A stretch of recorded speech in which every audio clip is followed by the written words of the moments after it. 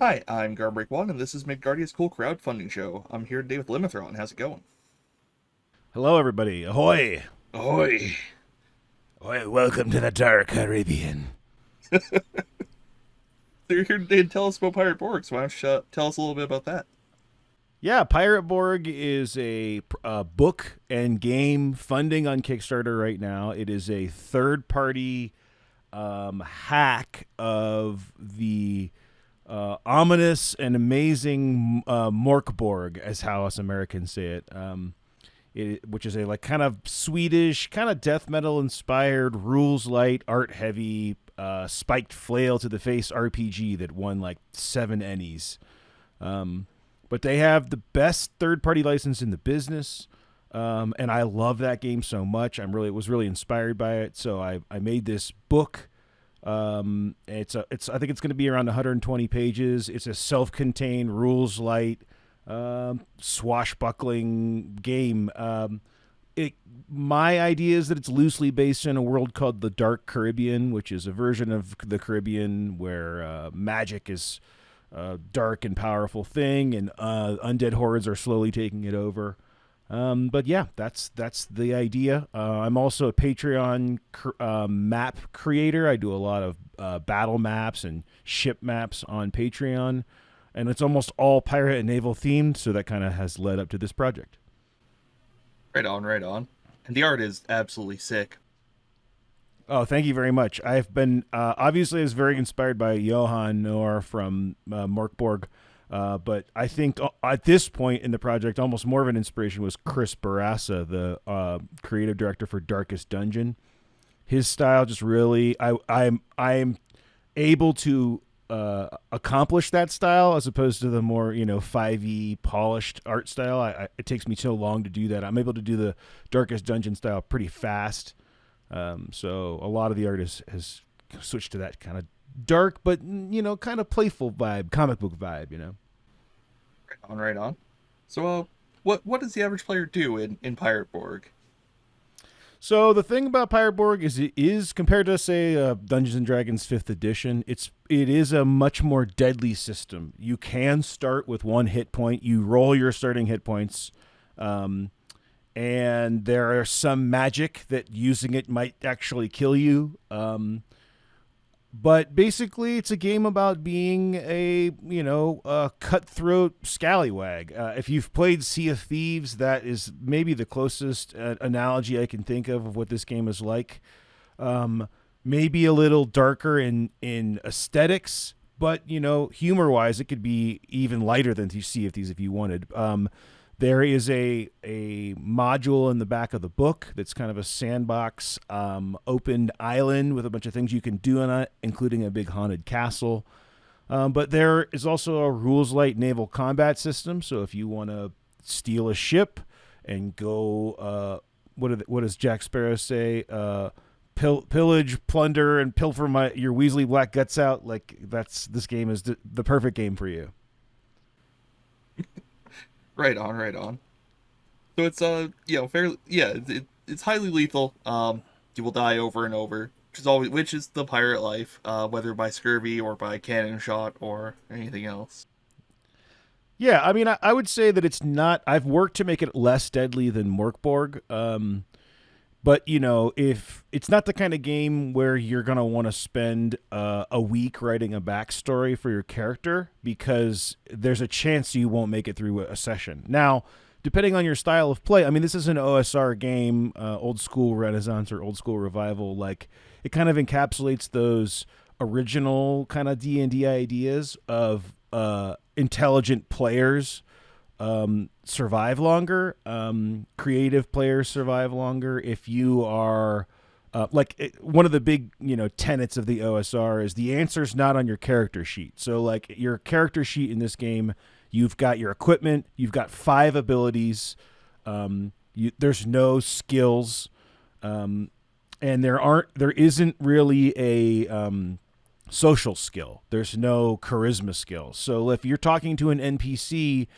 and you want to convince them to join their crew or help you raid a port, you're not going to be rolling a charisma check. It's going to be your interaction with the GM and that kind of thing that determines it. So depending on your GM and the style of play, it doesn't have to be deadly, but at the flip side, it also definitely can be. If you want to throw hordes of skeletons at people, go for it. Now, I also had the idea the other day that you could totally do an actual Sea of Thieves style session where when your character dies, you end up on the ferryman ship. You could totally do that. There's nothing stopping you from that. But it is a lot like Sea of Thieves in that, if you've been playing Sea of Thieves for 3 years or one session, you start with the same equipment. Like, I really like that from an RPG perspective. There's no level 20 characters with like giant spell books and 8d20 damage on spells. Yeah, everybody's on a pretty even playing field, which makes it great for like open table kind of play. If you want to, Yeah, I think that this game really I know from playtesting already and from Morkborg, like this game really shines at conventions, at one-shots, at West Marches campaign. Like, we're going to be running, after the campaign ends, we're going to be running a West Marches campaign on my Discord server where GMs can run and they'll log what happens on their adventure in the Dark Caribbean. And if somebody else goes to those islands, those same things might happen. But it's really no fun to be running a big open game where, some of the characters are level 20 or even level 6 and you're a level 1. Like in this, you can advance your character, you can gain more hit points and improve your abilities, but you're still on a level playing field with people who are just walking in. Right on, right on. Yeah. Pirate West Marches sounds amazing, actually. Oh, yeah. I mean, I would encourage anybody to run their own, but we are going to be running, hopefully, a very big one. My idea is really like, hey, here's this world. There's maybe this, kind of like they do with like Destiny and those other like not, what do they call those games? The they're like MMORPGs, but also shooters where like, I mean, Sea of Thieves is like this, where they have seasons. There are like big things that happen. So in this, like, in the book, there's this page called The General History of the Dark Caribbean. And it's formatted like a table so you could roll for like current events, but it's also formatted where the rows or the columns are different story arcs and the rows are chapters in those story arcs. So I'm thinking for the West Marches, we're going to unfold it where we move through that kind of calendar. And, so that means eventually Havana will be burnt to ashes, But, like, I don't know what's in the Yucatan. Maybe you and your group go and find out what's on, hex number 86 on the Yucatan and then log it in the campaign directory. And my idea is it doesn't have to be, like, approved by me. Like, anybody can run games in person. They can run them online. They can run them for Twitch streams, log them into the thing. Like, that's the dream for me, I might have to join your Discord. Oh, please, come on in, man. Come run some games, yeah. Also, we're going to be doing a third-party license, which isn't really a license. It's just more of an invitation for people to like write their own content, whether it be classes or adventures, or really what I'm really pushing for is for third-party creators to make islands that you could use in any system, but especially in Pirate Borg. Hey, here's an island. Here's a treasure map for the island. Here's a guy who lives in the hut. Here's the monsters that live in the cave, that kind of stuff. Here's a weird guy who, doesn't have any of his teeth and constantly smells like grog. Oh yeah, and he has a volleyball that he's painted a face on with blood. Yeah, name Wilson. Yeah, exactly. We've all been there. Yeah, of course. So why don't you tell me a little bit about the classes of Pirate Borg? Sure. Okay, so there are now 8 classes. There were 6 originally, but we unlocked 2 in the stretch goals. They're closely analogous, if you will, to kind of early classic D&D classes, but of course tweaked to the setting. So you've got the Brute, which is kind of like your barbarian. He can't even use magic really, but he's very tough. He's got the most hit points, and Hulk smash. If you want a big burly guy with an anchor, the Brute is the class for you. We've got the Rapscallion, which is kind of the thief rogue archetype. And they have this kind of playing card mechanic built into the class where some of the abilities you actually draw a card. So kind of, if you think of that seedy guy in the tavern, that's the Rapscallion. There's even one, there's actually a mechanic in the game called Devil's Luck, which is, it replaces omens from Morkborg. But Devil's Luck lets you, it's basically like inspiration on steroids. It lets you re-roll dice, prevent damage, deal max damage. You only get a few of these a day. But the Rapscallion has a mechanic that whenever he uses his Devil's Luck, he draws a card, and he can go anywhere from regaining all of his Devil's Luck out of nowhere, or the devil comes for him and he dies. So it can be pretty dramatic, So that's the Rapscallion. Then we've got the Buccaneer. Historically, the Buccaneers were these kind of settlers that would roast meat over these boucan fires, and then they eventually took to the seas to raid and pillage. So the Buccaneer is kind of like a ranger, only in that if you want to play a ranged class that's also good at maybe tracking or cooking, the Buccaneer is perfect for that. They always start with a musket, and they can reload that musket quicker than normal people can. Very fun class. Not at all like the 5e Ranger. This class is actually maybe one of the best ones, Okay, so dude, all of them. I mean, maybe the latest one is not so bad. I don't know. I haven't been paying as close attention lately. So, then we've got the Swashbuckler. The Swashbuckler it's like, if there was only one class in Pirate Borg, it would be the Swashbuckler, because they're the gritty teeth swinging on the ropes to land on the deck, and they're basically the fighter. If you're looking for a 5e analogy, they'd be a fighter, but with more bravado and swagger. If you want to have a musket in one hand, a pistol in one hand, flintlock, and a cutlass in the other, that's the Swashbuckler for sure. So then we've got the Zealot. So the Zealot's analogy or analog, if you will, is the cleric. But I feel like no good pirate campaign is complete without the weird, quiet monk who hangs in the back, or maybe your Zealot is a more of a political zealot, however you want to play him is great. But the Zealot does start with a prayer. And when they level up, they gain a new prayer. And these, it's a cleric analogy. They can still go into combat and shoot stuff, but if you need someone who is going to be able to give boons to the party, buffs and stuff, that's going to be the Zealot. Although there is of course an option to play a more cultist type Zealot, which there's a big Lovecraft influence in this game. So, if you're going to rock that level, go for it. Then you've got the Sorcerer. Now, the Sorcerer originally started as a voodoo Bacor, but I just kind of decided that, that voodoo didn't necessarily have a place in the actual book. If you want to inspire your games from voodoo, that's great. But I wanted to kind of open it up and have it be a little bit more, I guess, appropriate to all audiences, if you will. So the Sorcerer could be a voodoo Bacor. It could be a Lovecraftian sorcerer, kind of like from, if you watched Lovecraft Country or any of that Lovecraft stuff.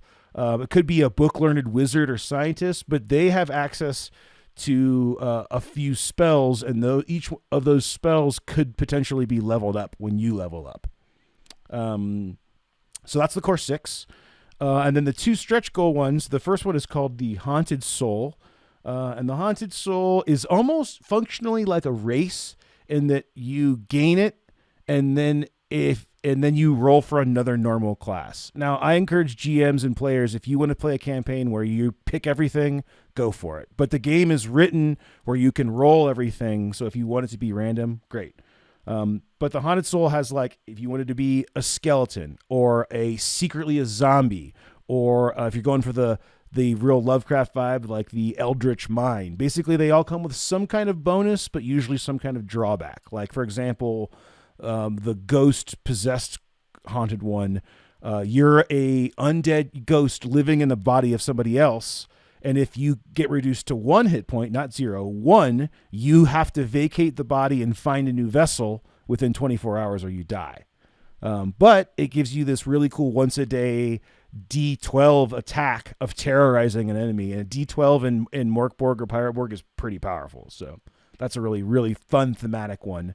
And then the 8th class, Tall Tale, is by far the silliest, but I can only imagine this is going to have really, really good implications for your gaming table, because this is the class where if you want to play a kind of Davy Jones aquatic mutant, where you're, the spawn of an octopus, or you've got a guy with a shark head, this is the class. If you want to play a merfolk that can secretly disguise as a human, but when you're underwater, all your abilities are a lot better. Great. But my favorite part is the sentient animal. So you can play as a Bildrat, as a fowl, which is kind of like a cursed chicken. There's a crocodile. There's a jaguar. And there's a lucky parrot. So I want to talk about 3 of these because they're so much fun. I mean, these are designed to you roll them once, maybe have some fun. Maybe you play. I mean, if you can play a whole campaign as a fowl, please send me a message. I want to promote your campaign on all my socials. So the 3 I want to talk about are the Bildrat. The Bildrat is not very good. I mean, obviously as a rat, you probably can't carry any gear. If you have gear, you give it to your party. He's got he does 1d2 damage when he attacks, but he has a disease where if you bite something, there's a chance that thing dies within d4 rounds. So you could send the Bildrat in on a execution style mission to bite the governor or whoever, and there's a chance that guy's gonna die. The fowl is kind of I used to call it voodoo chicken, but since we've removed that from the game, it's now just like a cursed chicken. Basically, he starts with 2 random spells, if you will, which maybe we'll talk about in a minute. And he can cast them a couple times a day. So he's basically a walking magic user. But if he gets killed of course, homage to Zelda, whoever kills this the fowl, whoever kills the fowl gets attacked by hundreds of ghost chickens and is killed. So you can send this guy in, send your voodoo chicken player, fowl player in, and if he gets killed by the boss, adios muchachos, right? And then the lucky parrot, he just starts with way more luck than everybody else, so he can actually spread it around the table. So that's my long, short shtick on all my classes. Fowl is going to be great, yeah. Oh, yeah. Fowl, yeah, absolutely, yeah. Amazing. Hopefully amazing. I mean, these are going to break your campaign in some settings. I mean, there are definitely spells in this game that if you're, especially coming from a more, modern D&D setting, you're going to be like, what? That spell does what? But I think you have to remember that it's more about what's going to have, the stories you're going to tell at your table, than it being there's no CR in this game. You're not going to challenge or balance your encounters. If you send too many zombies at your party, they're going to die, man. So, why don't you tell me a little bit about... Yeah, sure. So for those who aren't familiar, in Morkborg and Core Morkborg, there are no spellcaster classes. There are a few that are maybe better at it, but basically you take your presence skill, which is your intelligence, and you use it to read these scrolls, which you find or gain when you level up. And you read the scroll, and as long as you don't read it wrong, the scroll goes off. And I mean, you have the scrolls forever, so if you find them, you now know these spells. But first off, I didn't really think that scrolls was an appropriate mechanism for kind of a Caribbean vibe. But also I wanted to split it so that they're simultaneously easier and more deadly. So I split it. Instead of 20 scrolls to start, in Morkborg there are unclean scrolls, which are they're very similar to the BX magic user spells, and then there are the sacred scrolls, which are very similar to the prayers or cleric spells. So I got rid of all that and I redid the whole system. So instead, there are 20 ancient relics and there are 20 arcane rituals. And the 20 relics are if you're looking for an analogy, which is the key word for this interview, if you're looking for an analogy, they're like your cantrips, level 1, maybe level 2 spells, but they're imbued into an artifact. And when you use this thing, it happens. You don't have to test, it just goes off. So they're really great to find it if you're trying to strategize, give the trusty magic flintlock to the barbarian, or to the brute. it'll work. And then after you use it, you test your spirit skill, which is kind of like your ability to tap into the ether, to see whether it will work again. And if it doesn't, then basically you're stunned for a round. You're like, oh, I used it wrong. It went off, and I'm like, oh, but then you can't use it. You're stunned for a round, and you can't use it for the next day. If you fumble that roll, which is a natural 1, the artifact's destroyed. So they're not these permanent things that are around. Like if you have there's like a Cthulhu statue. Like if you use it wrong, like you break it and it's gone forever. Alternatively, the arcane rituals are these much more powerful, potentially deadly spells that I'm going to have a little modifier table in there. So like if you use a bunch of spell components, it's easier to cast. If you take a couple hours to cast it instead of instantaneously, it's easier to cast, that kind of thing. But if you have to test your spirit before you use these relics or these rituals, and if you fail that test at all, you have to roll on a mystical mishaps table. And I'll tell you, this table is bad news. There are all kinds of terrible things that can happen to you, one of which is like your vision fills with water. And from now on, all your sight, anything that relies on sight is harder. But if you're underwater, you can see perfectly. To like summoning the ferryman, which is basically the Grim Reaper. And if you fail this roll, he's coming to kill you. You know, like there's all kinds of stuff like that built in there. So, you know, you should expect some death, but I also think it should be extremely memorable in the process. That's my goal. Oh yeah, it's not just like you try it, nothing happens, and then you die. Yeah, exactly. They should be memorable, and most of them aren't dying. You know, like for example, there's a healing spell, and you know it's a pretty powerful one. It's not like heal 1d4 or something. It's like you heal a lot, but you also age. However many hit points you healed, you age that many years. So it's like the spell is warped. Like I think it's called like it's like a time thing, like time something. You know, I was thinking of. Did you see that new M. Night Shyamalan movie where they're all on a beach? I forget what it's called. I guess I'm kind of spoiling that movie, but there's like this time mechanic in there where time moves really fast, but nobody realizes it, and it like lets you. That's the idea with this spell. You cast it, they can heal back up, but then all of a sudden you're 10 years older. You know, so stuff like that. Yeah. Heal a bunch and then die of old age. Yeah, I mean, I don't put mechanics in for when you die. You know, somebody on the Kickstarter was like, well, what are the rules for, or one of my beta readers was like, well, what are the rules for like how old you are before you die? And I'm like, dude, I'm not going to tell you that. Like, that's up to you. Like, you get to decide yourself. You can live to 300 if you're lucky enough. I just love the idea of like you've got a bunch of super old pirates because they overuse this like arcane ritual of healing themselves via time warp, you know. Got like super long beards, they're all hunched over, like you come here, Sonny, I'm gonna stab you with my cutlass. Yeah. They pull out the cutlass and it's like glowing with horrible arcane energy, and you're just like, oh yeah, exactly, dude. I love that. I mean, I it's not built into the system, but I love the idea of like maybe there's a number that grows the more you use this arcane, you know, energy.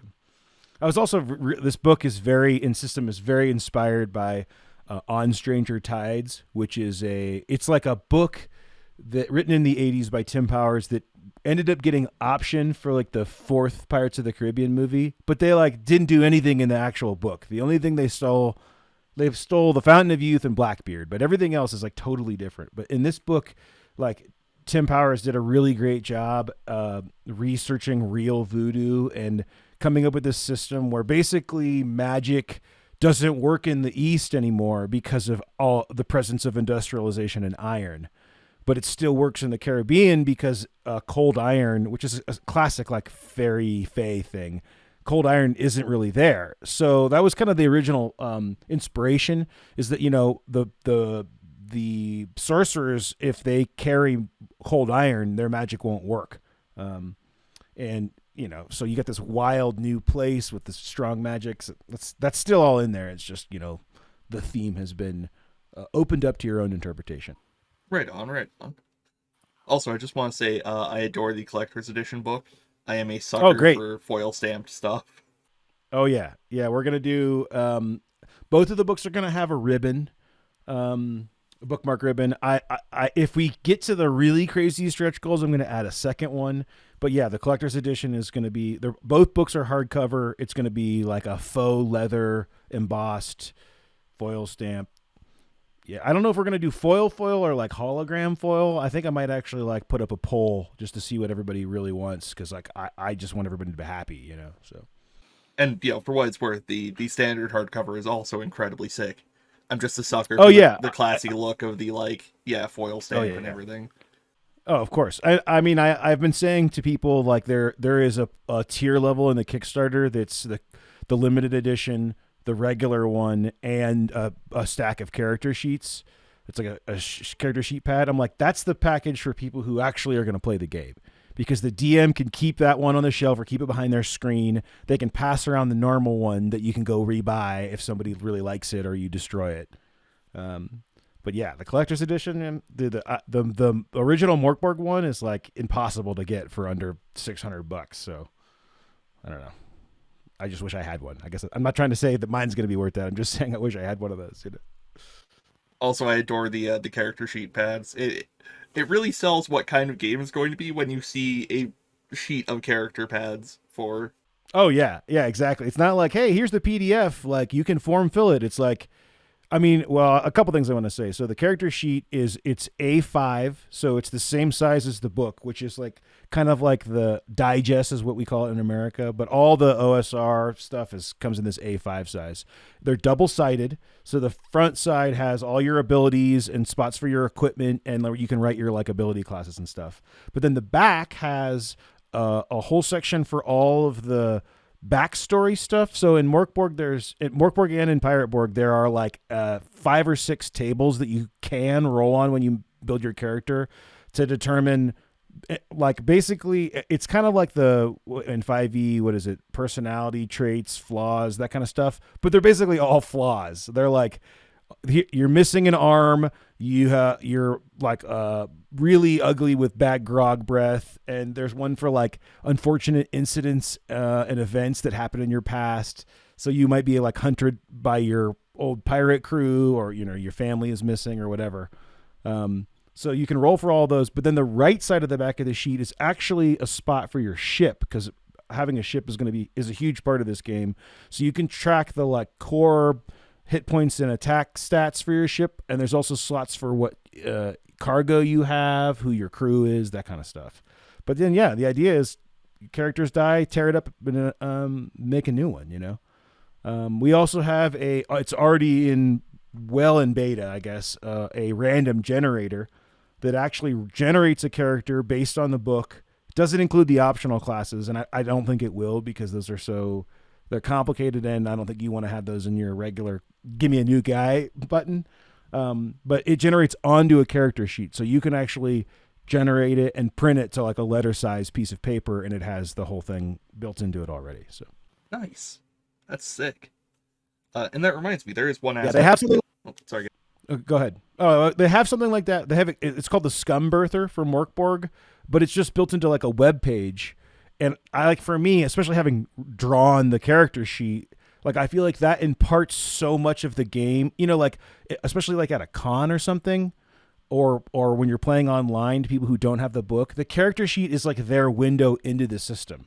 So when you see these like really kind of Excel sheet looking, like really geometric character sheets, I'm like, dude, you're missing out on imparting what it feels like to be a character in this world. So our random generator populates into a printable sheet. So, which is sick. And yeah, that reminds me, there's one major element of glorious piracy that we have not talked about, and that's ships. So why don't you tell me a little bit about that? Oh yeah, let's talk about it. Yeah. Well, so my background as far as pirates is concerned is I've loved pirates my whole life, from the Pirates of the Caribbean ride when I was like 5 up through I think the first big gaming thing that I did was in the early aughts, there was this game called Pirates of the Spanish Main, which is a punch-out. You could buy it at CVS, but like I played this game so much. I won a tournament at Gen Con. I was technically the world champion. Not that there was a big thing, but I won like a whole set of it, and I love that game. And the theme in that game is exactly what I want in a Pirates game. You can play as the English, you can play as the French, you can play as the pirate faction, but there's also like a cursed faction. So you punch out these ships, and they're actually, it's a pretty simple game. So I really took that game to kind of inspire some of the basic fundamentals of the ship combat in Morkborg. I also have written a 5e supplement called Limithron's Guide to Naval Combat, which if you're looking for like a little bit crunchier, skill-based system with complicated attacks, not complicated, but like different levels of attacks for each kind of ship and CR balancing, so you can like put big ships against a bunch of small ships and have it be mathematically equal. That guide's perfect for that. But for Morkborg, it needs to be much more streamlined, rules light. So that's what this is. Basically, you get a ship. Every ship has like a dice size that it attacks with. All the ships usually make one attack. The bigger ones make two. And then every player has a crew action that they can choose when the ship's turn happens. So captains roll initiative for each ship. And then when the ship's turn comes, you can, the captain will move the ship. And then you can be like, okay, I'm going to fire the broadsides. I'm going to fire the small arms. I'm going to go full sail to go faster. I'm going to come about to turn more. Every player will have an option every turn, which in a lot of naval combat systems, the captain decides everything, and then the other players who aren't doing anything, like, maybe they make a skill check for this is not like that. So on top of that, it's also really good at large scale. In fact, if you're just a normal D&D player and you want a really large scale naval combat system, this is perfect. All you got to do, or you could give every one of your players a ship and have 4 or 5 ships go up against a fleet of English. I love that idea. And then if your players get killed, it's Pirate Borg. You roll a new character. It's like not that big a deal. Where in ship combat in 5e, if your characters get killed, it's kind of, or their ship they spent 10 sessions of getting the money for and upgrading. Like, that's sad to lose that. But this game is designed for it to be a little bit more like, gotta get a new ship. So, and if your ship gets destroyed, next time you roll up some characters, there's a sunken ship over there. Yeah, exactly. And I think that no one has specifically asked with this system, but often 5e players will ask me about pricing for ships. This game, on purpose, is not going to include prices for ships because pirates don't buy ships. Like, you're not going to buy a galleon. No pirate ever bought a galleon. Like, if they're so expensive and there are no shipwrights in the Caribbean building galleons. I mean, pirates didn't even use galleons to start with, but the idea is that if you want a bigger ship, you got to go steal it from somebody else. Like, there's a shipwright page that has upgrades and like special crew that you can add to make your ship better. But I will not on purpose providing pricing for buying ships. So Pirates. it's called Pirate Borg, man. Like, Not esteemed naval merchant Borg. Yeah, exactly. Yeah. Sorry, esteemed maritime merchant. Yeah, sure. Maritime merchants. Maritime Borg. Merchant Borg. There you go. Merchant Borg. And for anybody who doesn't know, this is not a Star Trek thing. A Morkborg, or I think it's Mörkborg, something like that in Swedish, means dark fort or dark castle. So technically this would mean, although it's a smash of 2 languages, it would mean pirate fort, I guess. Hey, as long as it works. Yeah. There's some discussion of maybe potentially changing the name, but we're gonna wait to see how the campaign goes for that to come up. So, I mean, our Borg would be pretty good, but yeah, I mean, I got a couple. Somebody thought I should have called it Cannonborg. A couple there. I don't know. There's been a few, but I'm like, dude, Pirate Borg is like, exactly what that is if you know what Morkborg is, and if you don't, you at least know half of it. You at least know that it's pirates. So, are there any other elements you'd like to highlight while we're here? Oh man, let me think here. I guess I want to talk a little bit about the adventure because I think the adventure is really, really fun. I've been really inspired by this game called Mothership, which is it's a sci-fi horror OSR game.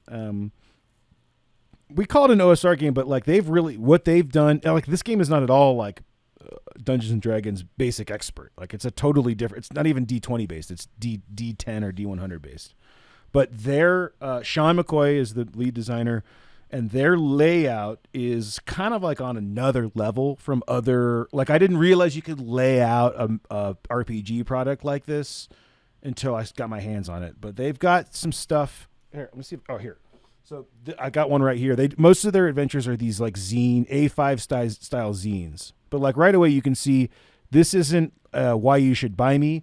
This is a list of cybernetic mutations or random search, you know. So this book is like really incredible. Here's a location. This is a basically a giant space station. This is a location where they've got really simple rooms and how they're connected, and then a list of all the things that are going on here. So I've really taken this kind of like design philosophy to heart in Pirate Borg, and the adventure, which is called The Curse of Skeleton Island, The Curse of Skeleton Point. It's a island with 6 or 7 locations, each of which could be inserted anywhere you want. If you need a haunted castle or a jungle temple or a port town or a lighthouse or a swamp, like you can drop them anywhere. But each one of these is a 2-page spread with like a general list of the rooms, but not 5e. It's not like read this aloud when your players get there. This guy thinks this guy thinks that. It's like, here are the characters that could be anywhere on the island. And when you get to these places, here are things that might be happening here. Roll or choose whatever works for your campaign. And everything is very well bullet pointed and laid out in a way that you can, like, it's the important words are in bold and the details are not. So if you're like, what's in this room? You can just read the bold text and you'll be okay to improv from there. So it's really designed with like at the table use in mind, but also with like replayability and randomness. Like there at the beginning of the adventure, there is a table of what will happen if your players do nothing, which is totally a